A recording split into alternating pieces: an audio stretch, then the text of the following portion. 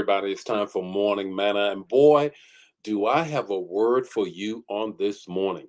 It kind of piggybacks on the message on yesterday. And if you missed yesterday's message, how to unlock the promises on your life, don't you dare take another minute after this morning manna without going and bookmarking it, making sure you get it, download it on New Life Tube One. You don't want to miss it. You absolutely do not want to miss it. And this is kind of piggybacking on that. Dreams do come true. Dreams do come true. Can you say that? Can you put that in the chat area? Dreams do come true. My dreams will come true. What I am believing God for, what I know God is going to bring in my life, is going to come true. It will. I know it will. Now, how do I know that? Here is the text, the talk, and the takeaway in 5 minutes or less. I'm going to share this with you. But before I do that, this is what comes to my mind on Saturdays when I have the opportunity, story, and I'll come back. When I have the opportunity to watch college football, I enjoy watching that. I enjoy watching football, period. I saw that Vanderbilt had upset Alabama, a complete upset of this venerable, I mean, bigger than life football program, Alabama. I mean, everybody knows Roll Tide rolls. I mean, come on. And they just won and beat the number one team last week. Alabama did. They beat Georgia. Now they're number one. They come into Tennessee and Vanderbilt and they are defeated. Now, here is the thing I want you to grab. Don't go anywhere. Stay here, right here with me. In interviewing the quarterback of Vanderbilt, he said, I knew that this was going to happen, that God, check this, said this was going to happen in my life when I was a child.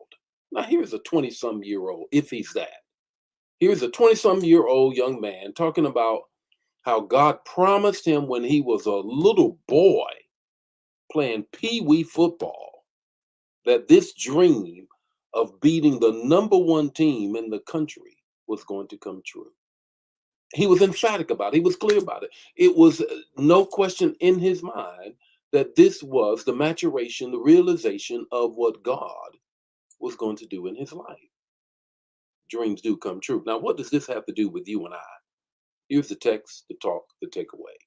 In Genesis 28:13, the story is about Jacob, who's running away from his family because he has stolen the birthright on his way to Laban's house, his uncle. 28:13. The land on which you lie, God talking to him as he's sleeping, he puts his rock on the ground. There's a dream that he has. I will give to you and to your offspring the land that you're laying on. I'm going to give it to you. Now, here is Jacob. He's on the run. He's done so much wrong. He's getting out of Dodge. But yet, God says, I got a dream that you are having right now. I'm stepping in that dream and I'm going to make it come to pass. You know, the dream ways ascending and descending angels and all is on the rock. Bethel is where the Lord is, and he did not know it. You already know that. Dreams do come true. How? Three things. The first, grab a hold of this, put it in the chat area. Delay is not denial, it is simply a test of your determination. Write it down, write it down. Delay is not denial, it is simply a test of your determination. Like I said, Jacob is years from the realization and manifestation of the dream that he is having. There is going to be delay after delay after delay after delay. You remember 14 years.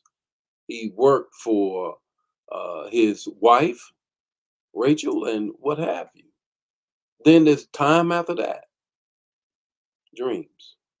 They're not there. And when we come all the way up to Israel and he has his son, Joseph, who is a dreamer. Delay is not denial. It is simply a test of determination. Number two, write it down. Here we go. Dry times brings us face to face with already but not yet. Dry times brings us face to face with already but not yet. What is that?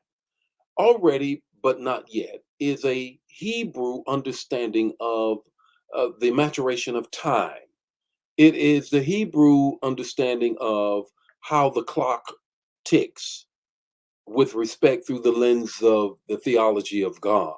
What it is simply this is there is a concept that Hebrews, the Jewish, believe that here we go, that things are already but not yet. They're coming but not yet. And you've got to be able to know that God is going to do it. It's already but not yet. And dry times are those times. It's already but not yet. When is it going to happen? Tomorrow. I said it before, let me say it again. If it don't happen tomorrow, guess when it's going to happen? Got it. Tomorrow. Number three.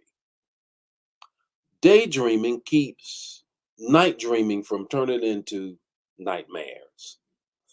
Daydreaming keeps night dreaming from turning into nightmares. Come here, Jacob. Let's talk just a little bit more. Remember when he wrestled with God, the theophany, the angel of God, all night long, it was in the morning, it was in the day that the dream came to pass. But that's not all. You have to understand that when you have a dream at night, you better visualize it during the day. Daydreaming is what keeps night dreaming from turning into a nightmare. You better keep it in front of you. You better keep it in your mind what God has for you. What's your takeaway this morning? Here's your takeaway.